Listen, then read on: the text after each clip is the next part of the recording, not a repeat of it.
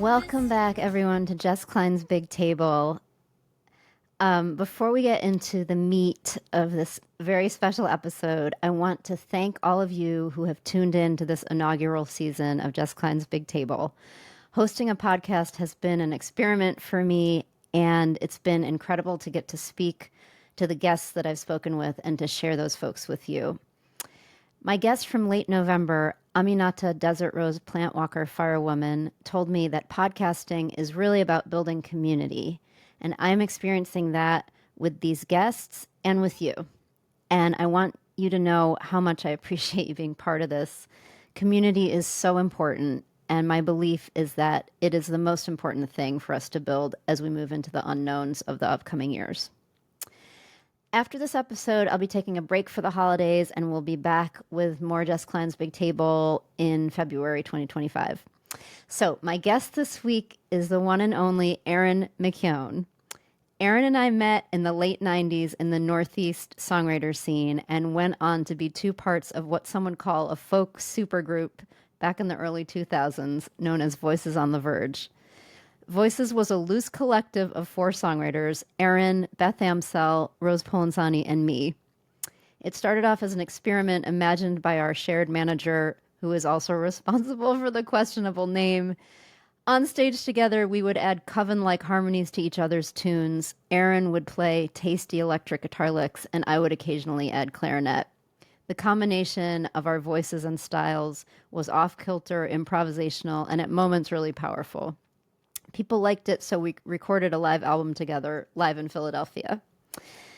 You can read more about some of my memories from the tour we did for that album and such in my Substack. By the way, please, if you haven't already, subscribe to my Substack. That's how I let you know what I'm up to. I share longer pieces of writing. I get to talk to you in a way that does not depend on social media, and I'm really interested in building community on Substack. I think it's a lot more possible to do that there. I just kind of over it with the social media. Anyway, my Substack, just go to Substack and it's Jess Klein. Okay, over the last 20 years, Erin McKeown has performed around the world, released 11 full-length albums, and written for film, television, and theater. Erin's first musical, Miss You Like Hell, written with Pulitzer Prize-winning playwright Chiara Allegria Hudes, opened off-Broadway at the Public Theater in 2018. It was nominated for 5 Drama Desk Awards, including Best Lyrics, Best Music, and Best Orchestrations, and the Wall Street Journal named it Best Musical of 2018. Erin has also been a professor of the practice at Brown University and a fellow at the University of Chicago's Gray Center for Arts and Inquiry. Amazing. Okay.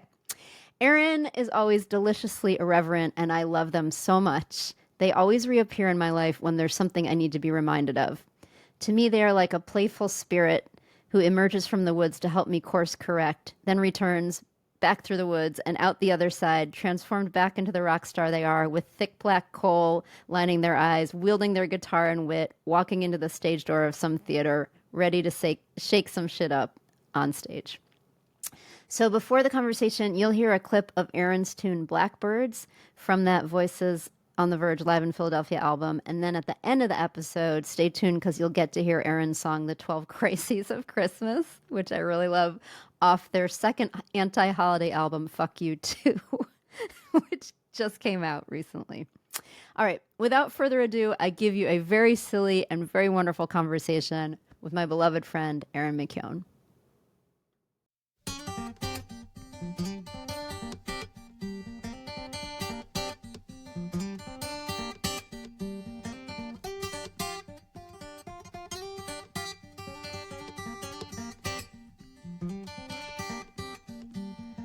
Four and 20 blackbirds perched on the millhouse floor. 4 and 20 blackbirds perched on the millhouse floor, watching a pair of blackbirds more. 4 and 20 blackbirds perched on the millhouse floor. So one blackbird to the other, you must be my queen. So one blackbird to the other says, you must be my queen. The other replied in turn, well, sure enough, you're my king. 4 and 20 blackbirds and 2 began to sing.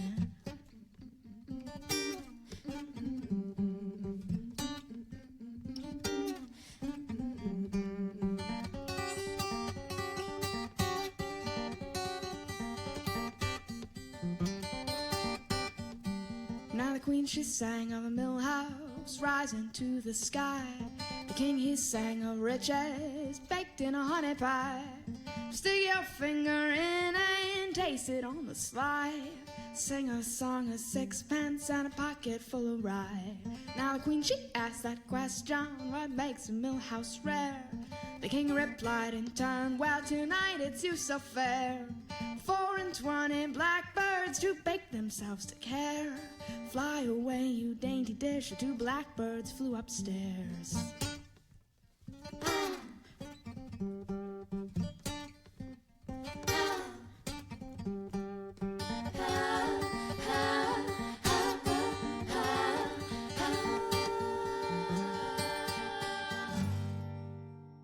Oh my goodness. Okay. Hi.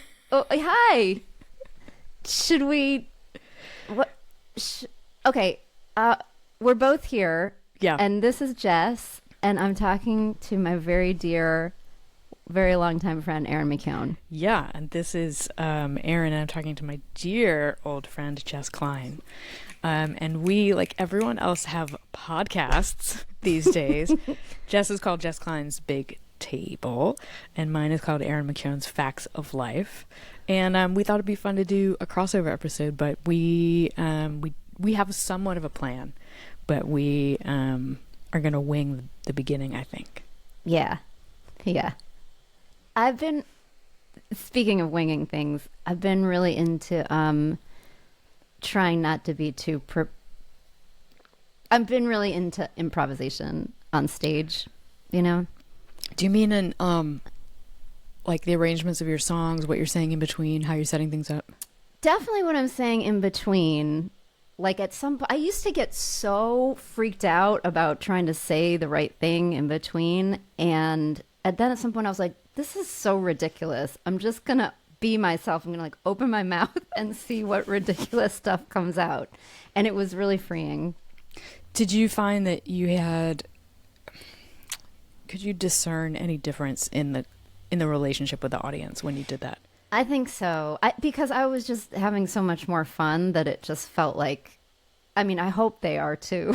I don't know. I have no idea. I have no idea. Yeah, because after a song you can be like, are we having fun? Yeah. It just feels so much more like I'm just here with you. I'm not trying to be something or like come across some way. I just showed up with what I have today, and I'm gonna like it was like a switch between I have something to prove and what can I offer, I think. Yeah, that's a great way to put it. This was literally the subject of my therapy session this week.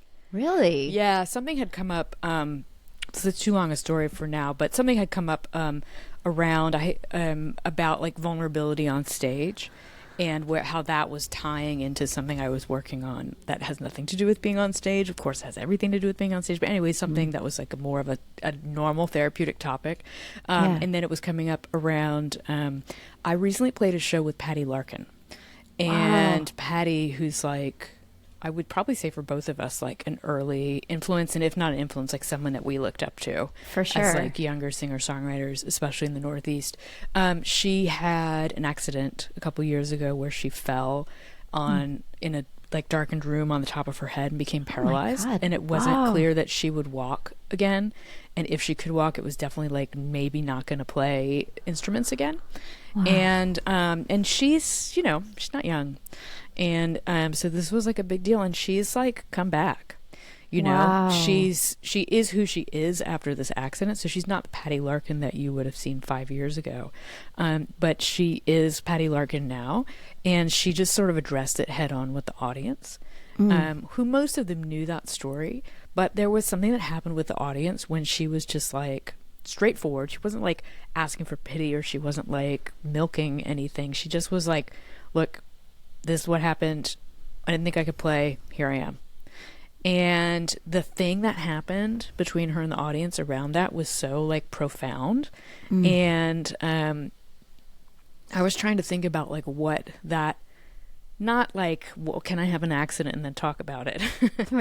but like, could I like, is there some way that I could go on stage without that something to prove, or without like a hard edge, or without like this plan? Because like somewhat of my stage persona over the year has been like someone who's like very in control, you know, and like a kind of soft dominatrix, like a thing of like you're gonna sing now and you're gonna feel this way, and little Vegas, little like magic trick guy at the birthday party, you know what I mean? So thinking about trying to undo that, and thinking about, you know, Patty was given a life situation that just undoes that, but like how could I, similar to what you're saying, like how can I just go on stage with like an offering instead of like a plan? Have you had a chance to give it a shot? Yeah, I've had 2 shows since that Patty Larkin show, and it's been better. I've definitely like, what's hard for me is doing a show after a good show. So like the first one was really great, right? It was like in Chicago, it was at Space, which is a great space, and I you know, had a nice time there, and I hadn't played there in a long time, and it was just great. And I said funny things that set up the song, and they were sort of new because I was trying to be vulnerable, and like it wasn't a plan. But then the next night, or you know, a few days later, I'm here in Northampton at the Iron Horse, and I'm setting up the same song, and I want to say the same thing that got like such a great laugh in Chicago. And I don't know how to execute that with the same vulnerability. And at the same time, like, am I reinventing the wheel every night? Should I?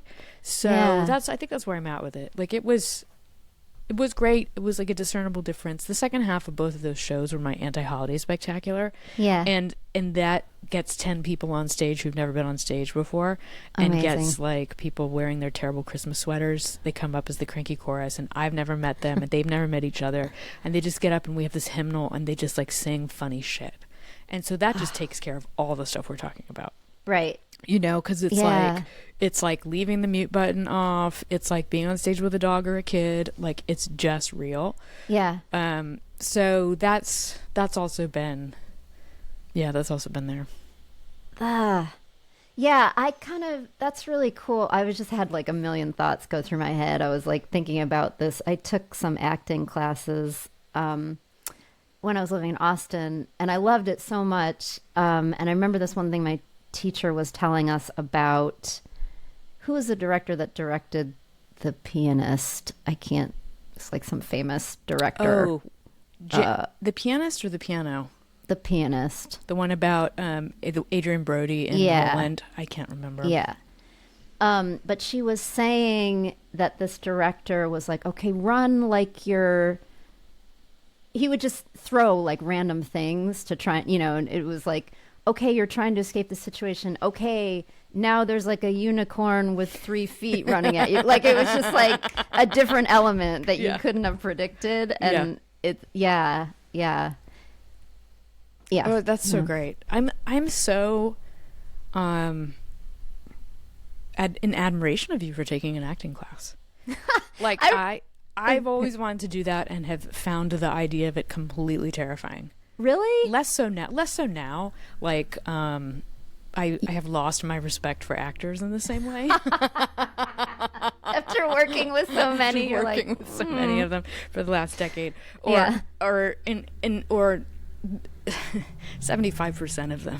There's still like 25% that are doing something that is beyond my understanding and skill level, and is truly magic, and a true like alchemy, like a talent of something that I just like remain in awe of. But anyway, I'd always wanted to do something like that, and just like felt scared.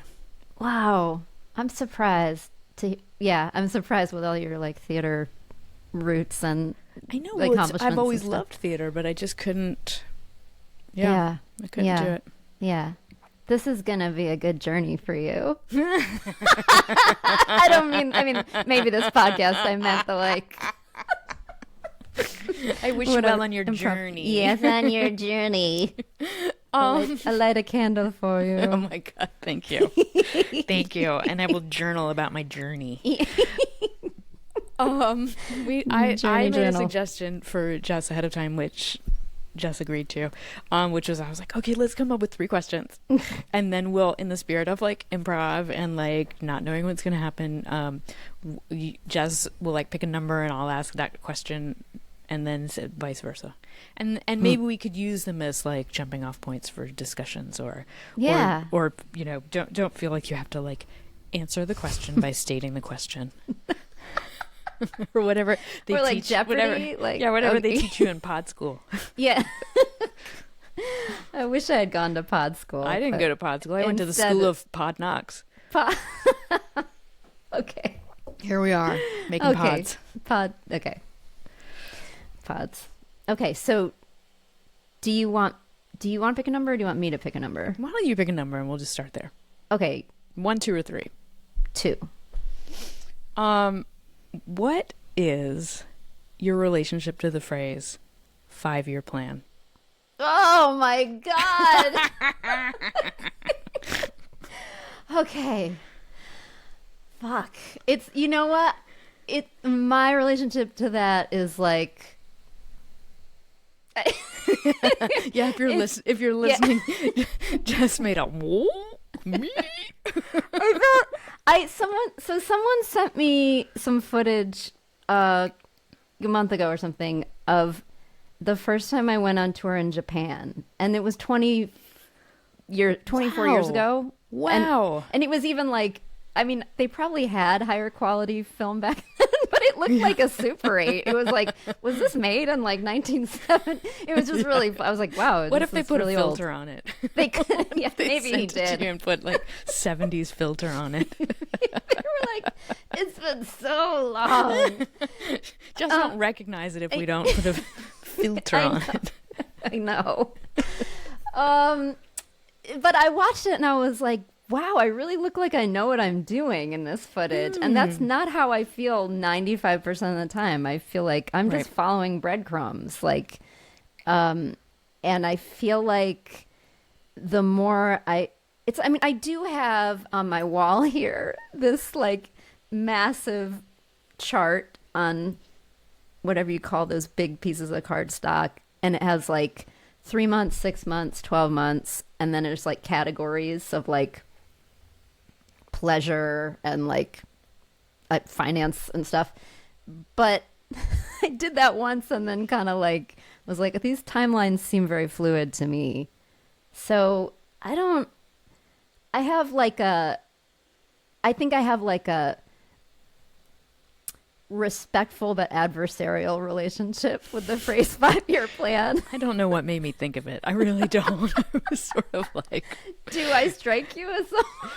No, not. I don't know. I mean, you're also very thoughtful about. You're very mindful about self-care and intention. Very intentional about like what you're doing with your music and the way it interacts with like larger culture. So there's like mindfulness and intention there, and I was just curious, really. Yeah. Well, I feel like I have an undercurrent of like, I usually have some clarity about what I'm trying to write about.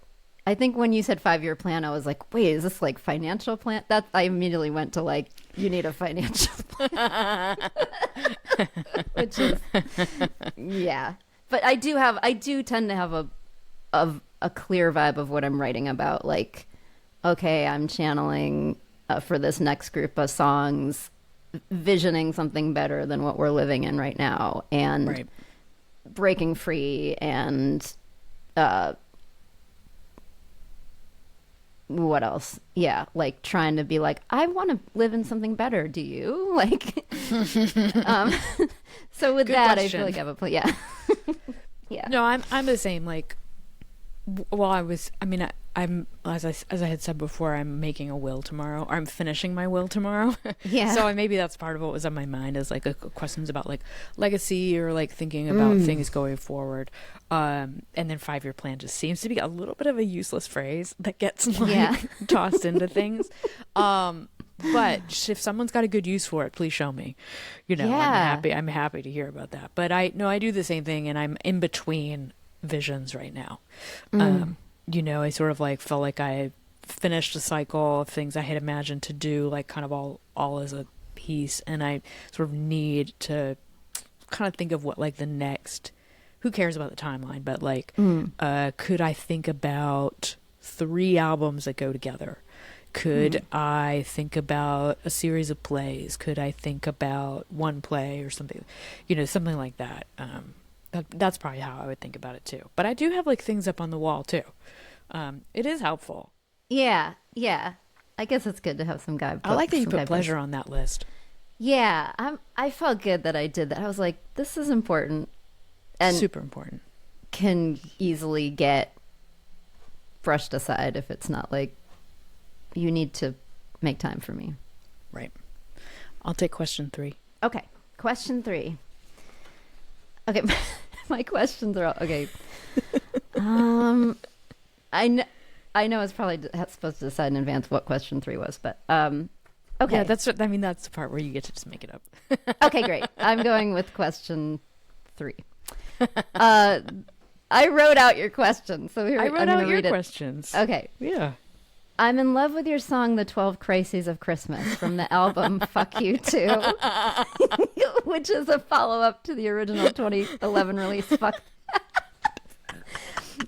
Okay. I picture you having so much fun writing a song like that, and I'm thinking about how songwriting always feels so heavy and serious to me. Like something terrible is going to happen if I don't get it right. So your writing is so deliciously subversive. Where do you think you first learned to have fun with your writing? Oh gosh, what a great question. I was way too young when I was shown Monty Python. I had this, like, my mom had like a friend from like Bridge Club or something who, her daughter was like basically my age but lived out in the county, like so far, and we didn't go to school together. So my mom would, like, to go out to visit her friends, she'd bring me, and it was like, I don't know how long it was actually, but it felt like forever, like for a kid. And their house was like in the middle of the woods, and my house was in like a subdivision, so it was like really cool. So me and Shelley Haley would just go run off in this, like, it was probably like a 70s modern like hippie house, which was unusual where I grew up. But my mom and her friend would like go have a cup of tea or do whatever, or visit, and me and Shelley would like either run in the woods or like play in the basement. And she had an older brother like I did, and he I don't know, there was like a Monty Python tape at the house, and I was probably like, I must have been like 5 or 6. Oh, like wow. really young. But I remember watching that, and it's like so absurd and so funny, and I don't even know if I understood why it was funny, or it's funny on so many levels. Like there's some like a really gnarly like British man sexy joke shit in that stuff that like I had no idea, but I thought it was funny, like a knight walking around with one leg, and I thought like watching like a man dressed up as a queen with a funny accent was funny, and I actually like think it scarred me in a good way. Like I really think there was something about that, because I didn't grow up in a household with laughter, like truly. And I didn't grow up in a household where like people, I don't know, made jokes or, you know, were loose and easy at the dinner table or things like that. It was a very like tense, quiet household. And so then to like go watch something like that just felt like, it felt naughty, it felt like freedom, and it really felt exciting compared to like where I was living. So that's probably, that's what I think it came from. But it's funny, like with the Fuck You 2 songs, I was like laid up with an injury this summer, and I wasn't able to play instruments or use my upper body for like 6 weeks. And I remember when the doctors like told me that, like, and it was planned. It's like a planned thing. Yeah. And when they told me that, I was like, oh my God. And then part of me was like, thank God, what a relief. I'm gonna have to make myself play guitar because I never want to. You know, or make myself write a song because I never want to, or whatever it is that we have to do as professionals to like keep our skills up and keep. So, but then what happened was, I really started to like miss.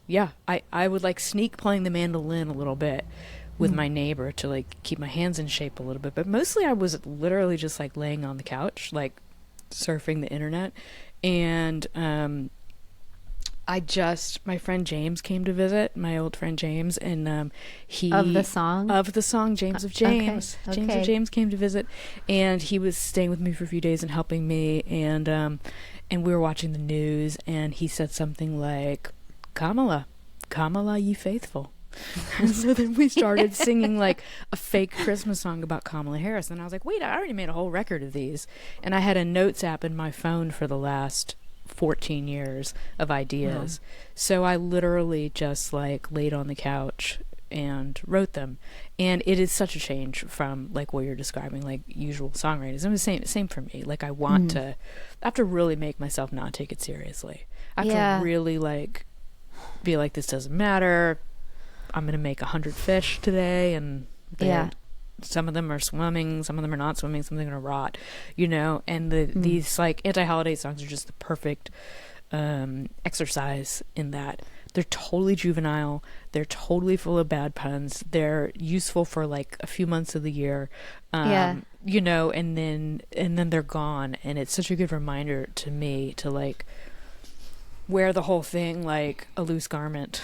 I actually think like writing something like the 12 Crises of Christmas helped me write. There's a song in the little Fuck You Two collection that's a bit more serious and a bit more heartfelt, and I think I was only able to write that because I had just like literally like shit out 4 other like parody songs. I mean, literally, I was like laying in my little recovery bed with my thumbs going like, a fire in the living tree, Preston's new pronouns, 3 uncles joking, whatever. Yeah. Yeah, okay. Do you ever try to write funny songs? I don't, and I do. My husband and I all the time. He has Do you sing to your cat?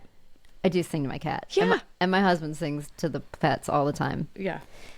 And we'll make up songs called, he has a name for it. It's Toprica. It's like topical operas about something complete, has to be like totally mundane. Like that's fantastic. What the dog does on the walk. Yeah, exactly. So maybe in a way, maybe I am getting some of that.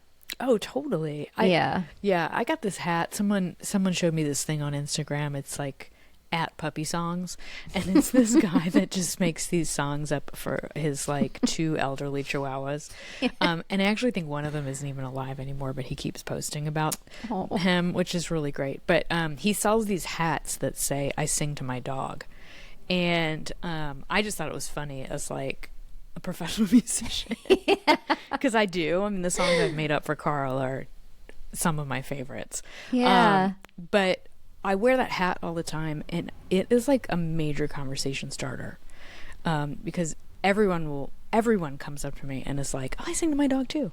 Yeah. And it's like, those are songs. Yeah. Those are songs. Right. Yeah. Like you're writing a song. And probably really off the cuff. Totally. And totally probably really heartfelt and probably really funny. And like you who's customer service representative at Hertz. Like you are songwriting. Yeah. Like, why not think about it that way? Yeah. I also think it's helped me talk to people that I probably would be grumpy with otherwise. Like especially after the election, I was very like conscious of like, who am I talking to in this line? Yeah. Like who are you? What do you believe? Like, do you think I'm human? Yeah. Yeah.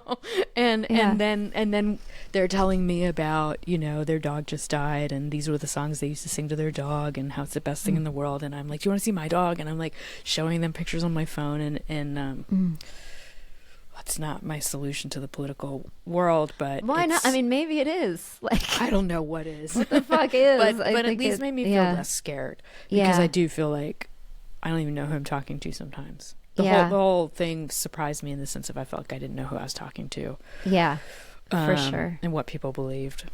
Yeah, absolutely. Do you have question 1 or 3? I'll take 1. Okay. As somebody who is from Rochester, but then lived and worked in Jamaica, Boston, Austin, now North Carolina, what is your experience of the connection between geography and creativity? And especially, I mean, you know me, because like I am from Virginia, and I do love that piece of me. I don't get to hold it very often living in New England for as long as I have, but especially your experience of the South. Mm. Well, it's interesting because the first thing I think about is it's more of a relationship between artistic community and creativity. Like, it really matters who you're surrounded by. For me, more than the geography itself, kind of. Like, I didn't feel comforted by the geography of Texas. I mean, the actual, like, literal landscape is pretty harsh. But because my community there was so tight knit and creative, and like it was just right there, like I couldn't like leave my house without running into other artists that I admired. I have like such a fondness for that place. And then when we moved here, it's so lush. I think moving here was actually like one of the first times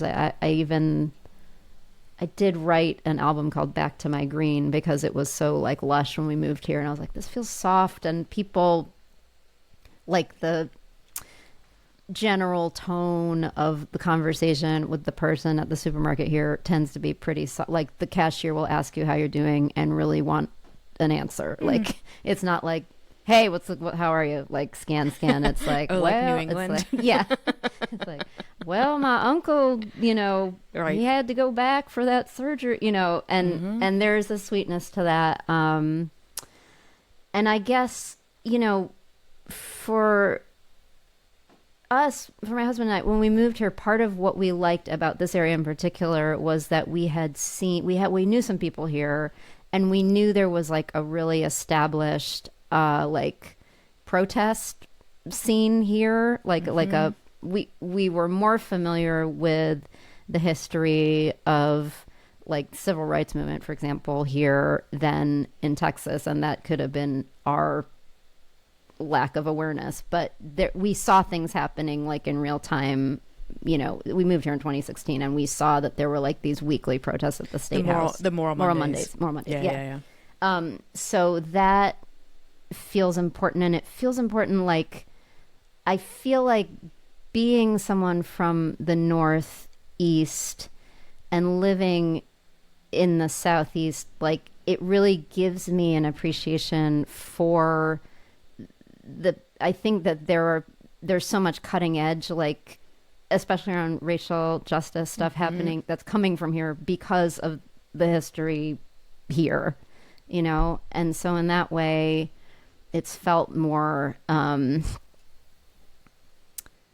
don't know, I mean, it's like a weird combination. This is like, I guess, a quote unquote purple state or whatever, and we do live in a bubble, like we live in a little blue bubble, but I don't know. Does that answer your question at all?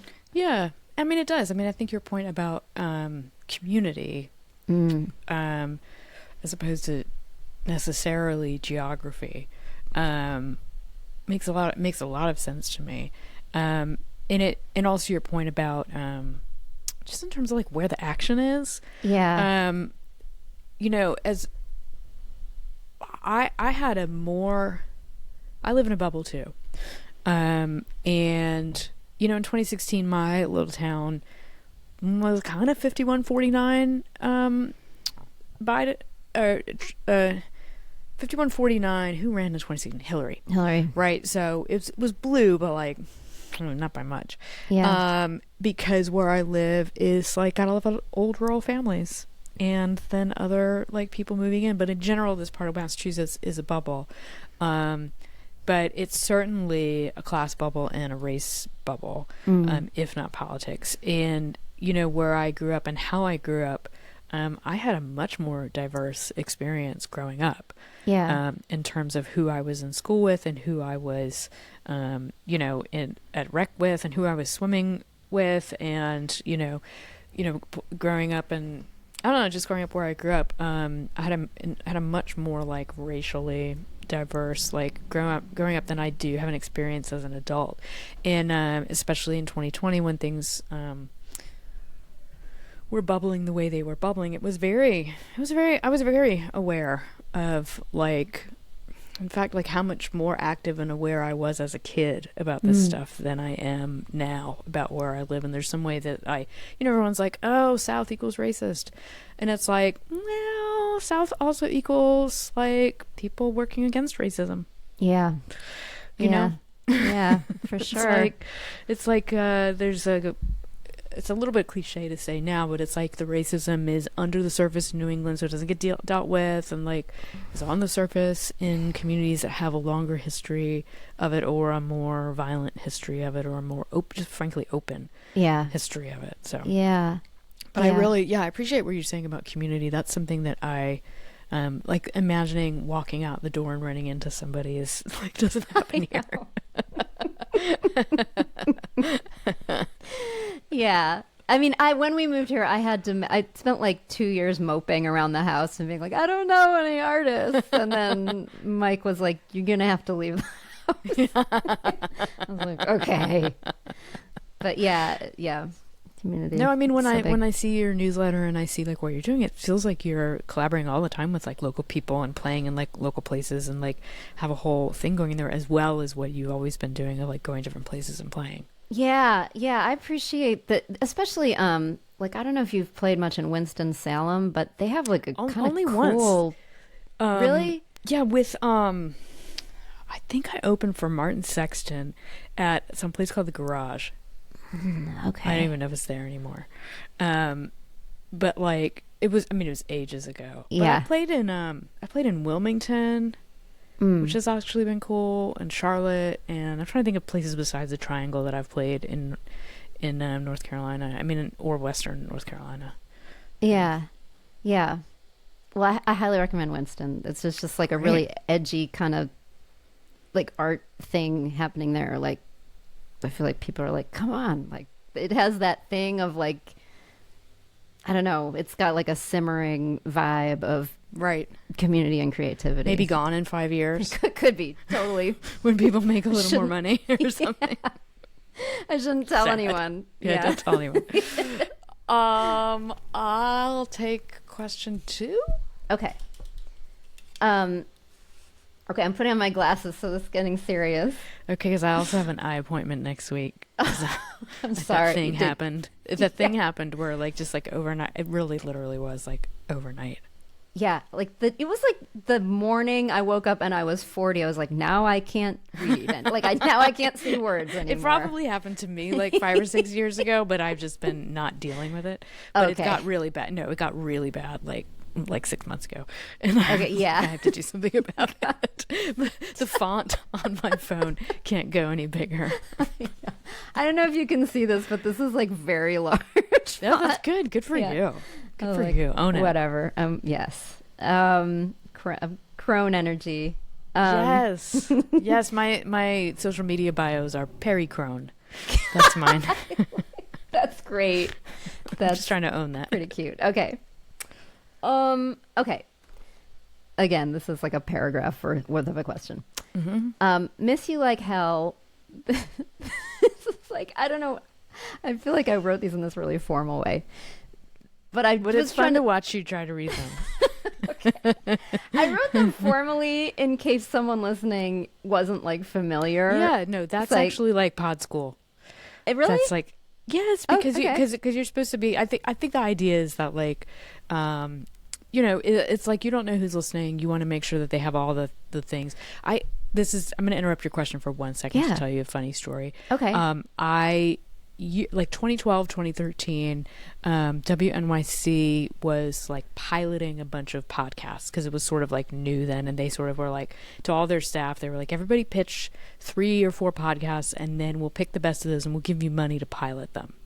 And so somebody there called me and they were like, we'd love you to come and help and pilot this idea, like potentially be a host of this podcast where a musician and an athlete meet. Whoa. Yeah. And it was because I had been on some of their other shows and they knew how much I loved sports and this whole thing. and I was like a good interview guest or whatever. So I went down there and like just got like thrown into it. Nobody told me how to do like an interview, and nobody told me like what you're supposed to do. So I just sort of like, I had some questions from producers, but like sort of winged it. And the person I was talking to was awesome, like a former NFL quarterback who was then about to start cornerback who was about to start Harvard Business School or whatever. Wow. Anyway, so I did this whole thing. We did an episode, and then afterwards they were like, we're going to give you some tips. And that was one of the things. They were like, if somebody says like just a first name, you might want to interrupt and be like, oh, you mean Jess Klein? Right. Because who knows who's listening. Or if somebody is not laughing, like talking too long, you need to interrupt them.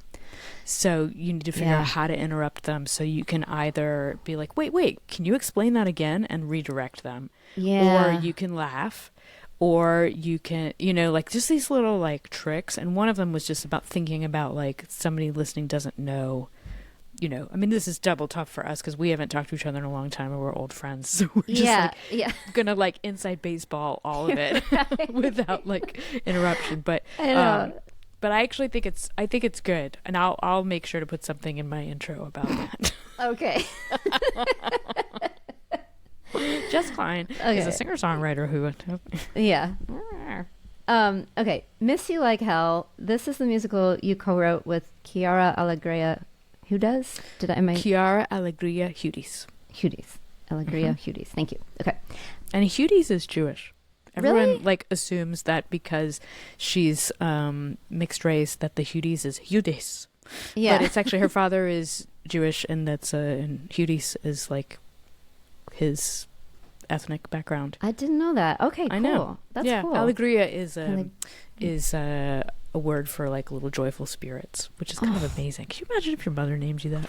No, Like I mean, little Mom, joyful spirit. Yeah.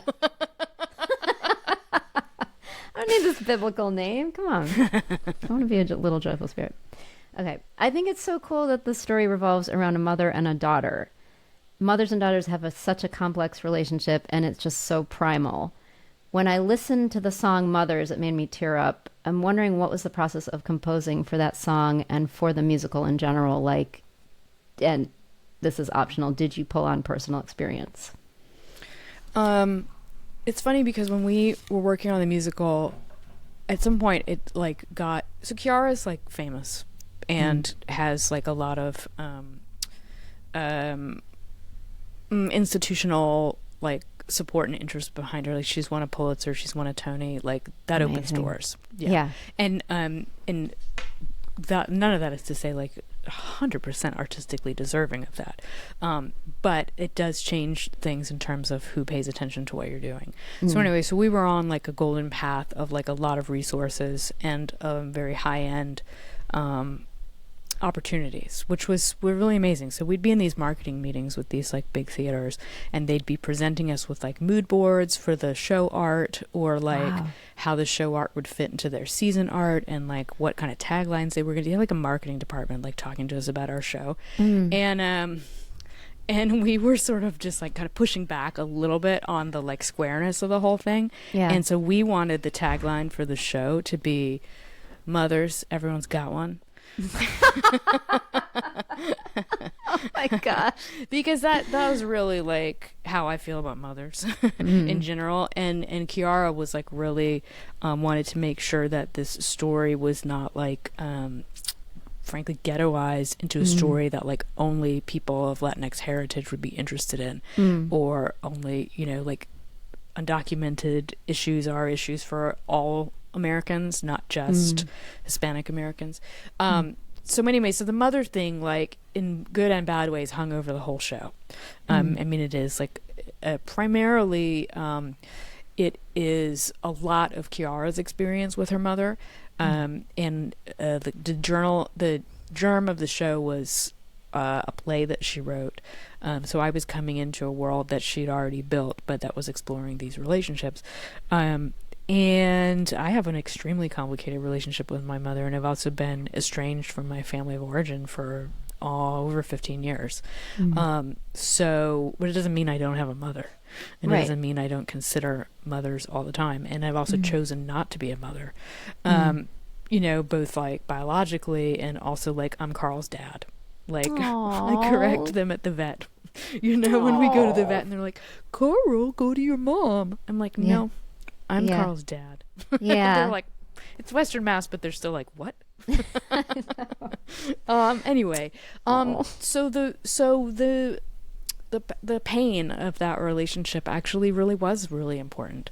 The pain and the confoundingness of it, and the dark humor of it, and the absurdity of it, and the sort of it's like I can't break it anyway. Even if I wanted to break it, I can't break it. Yeah. And that sort of inevitability and like the I'm trying to think of it like, but like imprisonment of it. Yeah. Yeah. You know, and it's like how do you work with that, and how do you live inside of that thing, which is, and so that Mother's Song is both acknowledging these cultural expectations of mothers, and also from inside of it being like daughters and mothers, how do we make this real? And in some ways the two characters are asking themselves these questions in this inside the prison of like mothers are supposed to do this and daughters are supposed to do that. And just trying to break that apart, and I really appreciated the chance to do that on that topic without it being my story. Yeah. That's really cool. I mean, I'm just thinking about that last thing you said. Like, I think that's one of the gifts of collaboration, or just like being able to bring your experience in without it having to reflect everything about your experience or be, you know.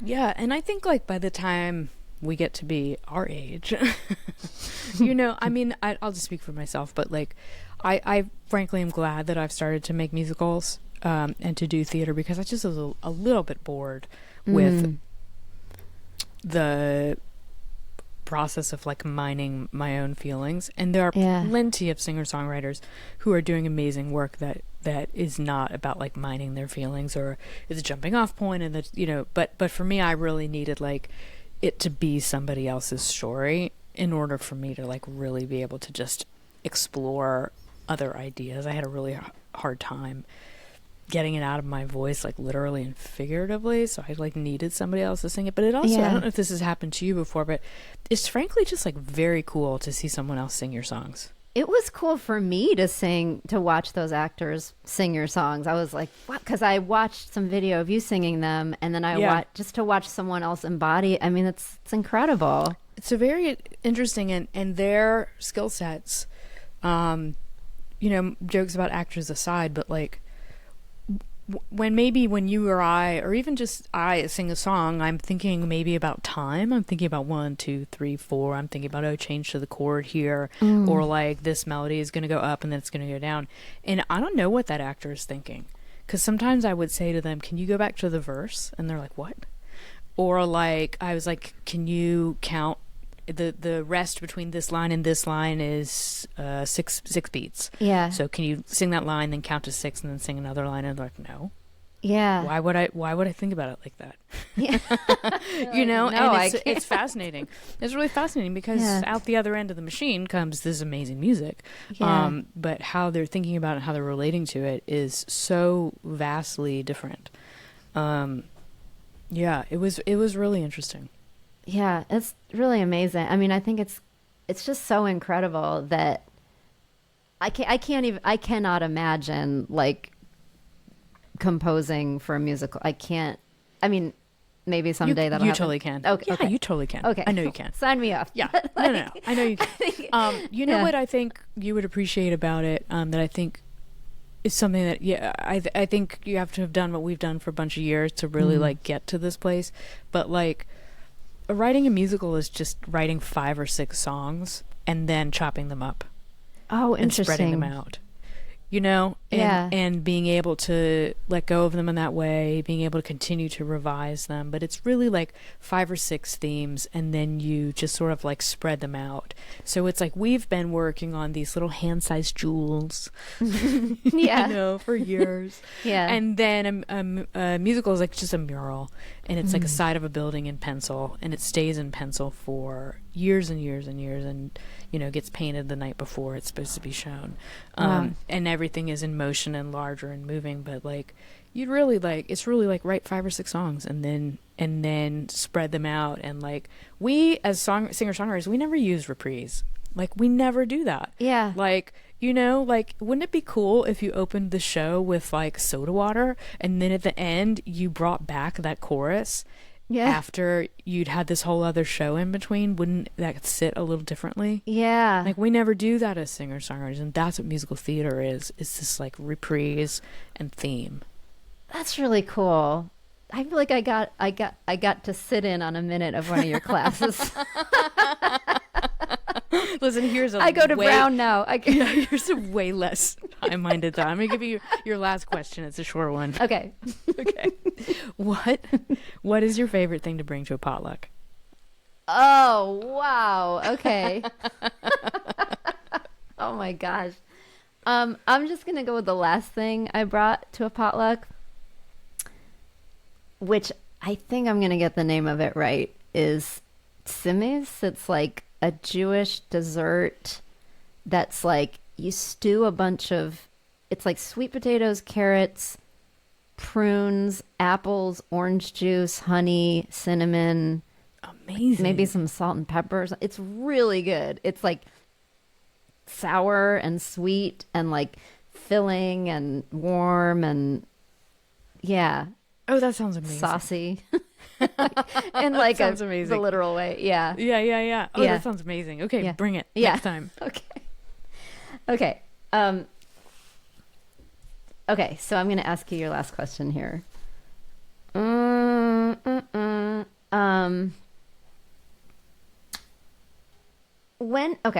a pretty generic question. Like, when did you know, if you do know, that you needed to devote your life to art?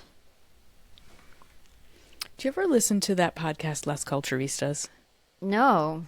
Oh, listen to it. Okay. It's Bowen Yang and Matt Rogers, and it's like listening to another language, because it's a little bit like young millennial slang parsed with like gay male culture. So you start to paw your way through it sometimes to figure out what they're saying, but the tone of it is quite funny. But they ask this same question, is their sort of like regular question that they ask all their guests. What was the culture you saw that made you know that culture was for you? And so I've just been like binging and listening to all these great artists like talk about that moment. But I think for me, like, I saw Ani DeFranco play at the Orpheum Theater in the fall of 1996. I had just moved to Providence from my little town in Virginia, and my like freshman year friends, which are not the regular friends you're going to have the rest of college, like they were like, let's get on the bus from Providence and let's go up to see Ani. And I had never seen her before. I just had like cassette tapes from friends. And watching her do that night, I just was like, I have to do this. Wow. It just was like, it was so clear to me. And, another podcast we can talk about like heroes, good or bad. But that moment, was so striking to me and so immediate and truly, I would have just turned 19, so I was also fertile for it. Yeah. Less likely that at 47 I'm gonna have something like that. I really hope to, because like I said, I'm in between visions. Trying to like figure out what's next. But that was that moment where I was like, okay, I have to do this. And a part of it, I'm sure, was also like being at college, which was like a very expensive, very far away, like prestigious college. So like I'm supposed to like make something of myself there, and I thought I was going to be a scientist and blah blah blah. But then I saw that show, and It was November 23rd, 1996. Wow. And I wrote a song called November 23rd. Wow. Yeah, I don't know if about I've ever heard night. that one. No, Okay. no. It predates even when we knew each other. Okay. I don't think I would have ever even brought it to anything we were making in the years we were making stuff together. But yeah, that's how I remember that night and that day, and it was just very, very clear to me. What about you? That's amazing. I guess it was, I think I was also 19 when I was I was doing a semester abroad in Kingston, Jamaica, and I had just started writing songs because Gabe was my suite mate, and he would taught me some Gabriel Unger, our first manager. Which He's is in probably that- how we met. Yeah, he's in that Japanese footage. It's really funny Wow. to see. But I had a couple guitar chords, and I was already really into writing short stories. Like that had been my thing in high school. And I stumbled into getting to perform at this dub poetry. It was almost like an open mic, but they had a band. It was really, really cool. And it was all these kind of really established Jamaican artists. I don't know why they let me come do my songs there. They were just very kind. But I played one of my songs, and I played a Carol Noonan song. Remember that band Knots and Crosses? Yeah. Yeah. Okay. So because I only really had one song of mine, and I knew her song, and I was like, this is it. I was on stage singing for people. They were getting something out of it. I was like, this is how I can connect to the world. I never felt anything like that. I was like, Yeah. okay, I guess that's what I'm doing. God, I love that. I love that. We have to wrap up. Yeah. I love you. I love you too. Let's not wait. I don't know how many beers it's been since I've seen your face Well, in I think person. you stayed at my house at some point. I did. You had a gig and you were here. Yeah. But that might have been 10 years ago. Yeah. I think it was. Yeah. Not appropriate podcast conversation, but I can remember specific things I learned from you then that I'm still getting mileage out of. So belated cool. thanks. Yeah. Good luck with your pod. Yeah. Wait, I have one. Before we shut it off, I have one thing I need to ask you to do. Could we quickly send your fax? Yeah. Yeah. Do you remember the questions? No. Wait. Oh, okay. No. Okay. I don't know if I got. Oh, I sent you this thing that was everybody has to send a fax to somebody. I'm gonna explain. I'll do it as if you. Don't worry. Oh no! I remember you saying everyone has to send you a fax, but then I wasn't sure what came after it. I don't. Oh, there was a thing that was pasted. It's fine. crud! No. This Okay. is good. This is good. Okay. Spontaneous. Okay. Improv. Okay. All right, Yes, Jess and Klein. okay. Yes, and. Yes, and All right, Jess Klein. On the Facts of Life, we ask everybody to send a fax. You Okay. can send a fax to anyone. Oh. Before, alive, dead, before, now, in the future. You can send a fax to whoever you like, right? And so the first thing we're going to do is we're going to fill out the cover sheet. Do you remember the cover sheets of faxes? vaguely. All right, so it's okay. I'm going to read it to you. Okay. So now I have thrown this at you without any prep. So this is going to be truly like the Proustian questionnaire at the end of the magazine where you just answer it. Okay. Right. So who are we sending this fax to? Da Vinci. Great. Do you know Da Vinci's number? Yes. Okay, good. We won't give it out because No. we know he's private, but I'll put that on the sheet. Okay. When are you sending this fax? Because remember, we're filling out the cover sheet. Okay. December 10th, 1489. Okay, great. Perfect. How many pages is your fax? These are just the mundane questions of the fax cover sheet. It's 2 pages. Does that include the cover sheet? Or no. God, no. Okay, Do you so remember it's these 3 questions? pages. Yeah. Do you remember these terrible questions when you would send a fax? Okay. What is the subject line? How did you do it? Okay. Okay. And these are yes or no questions at the end of our cover sheet. Is it urgent? Yeah. Is it, do you want to reply? Yes. Is it confidential? Not for me. Okay. Yeah. Cool. Yeah. So we filled out the cover sheet, and now it's time to send our facts to Da Vinci. What's your message? How did you have the time to think about all the things you thought about and record them all and learn all the things you learned? And I guess I have a second question, which is, what was it like being gay in Italy we're watching. What? Yeah, he was. Yeah, he was. I didn't know that. Yeah, in the 1400s. Oh my God, what a worthy fax. Okay, we're going to send it. I'll put the little fax sound in now. Okay. Okay. Okay. It's been sent. Oh my God, I'm so... It's been this is sent. they couldn't have done that without you. Yeah, this is, I mean, it's the real reason for the podcast. Gosh, what a good question. Is that a question you've had for a long time? No, we've been watching a documentary about him. There's a Ken Burns, Da Vinci. Mm-hmm. But it was just like, how to be an artist, to learn that much in one lifetime, to record all your thought. Like, was that uncomfortable to have that many questions and to be thinking about so many things and seeing all those connections? Or was it like we look at that and are like, oh, thank goodness he left us this or whatever? But what was it like to live inside that? Was it too much? Was it like... Right. Because all we have is this like weird like outline. Yeah. Of a thing. I mean, it's really amazing. We have like the outline of a life, but we don't have the like day-to-day piece of it. So thank God we sent that fax. I know. So I'll let you know when he replies. Thank you. This is great. I'll scan it and email it to you. Oh, you're the best. What a Thank service. you for doing that little extra thing. Oh, my pleasure.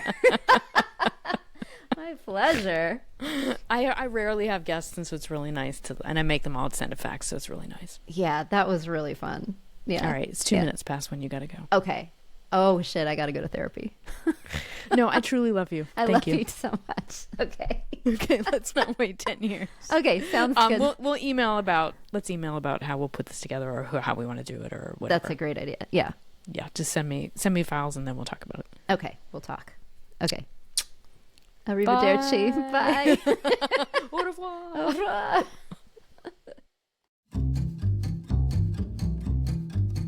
On the morning of Christmas, a crisis came to be, a fire in the living room tree.